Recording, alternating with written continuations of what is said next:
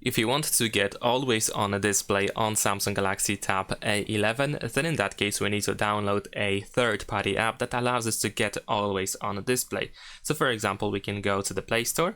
Over here on the left side we can tap on search, and then let's use the search field at the top. And we can, for example, type always on a display. There we go.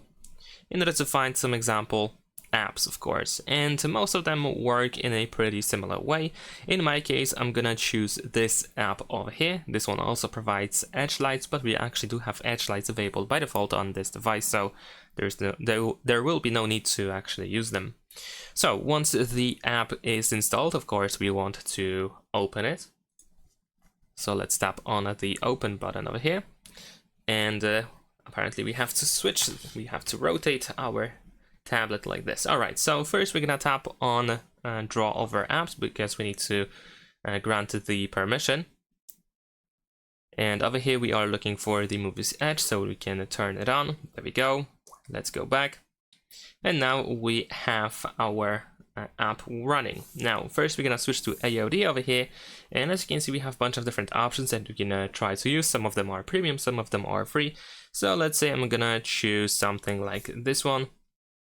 In some cases we can also edit the AOD, but in many cases unfortunately it is not for free. So I'm just gonna tap on apply over here on the right side, and let's close it. And there we go. Now over here we can also go to settings, and in this case we can try to turn off edge lights because let's see if they are actually enabled, but it seems that it is actually not on. I don't see it being enabled, so maybe we don't have to worry about it. Alright, so what we can do now is we can simply turn off the screen, and let's see if we have the AOD. There we go. It actually works just fine. And that's pretty much it. If you want to go to the lock screen, you will need to tap twice. And that's it. Thanks for watching. Leave a like and subscribe.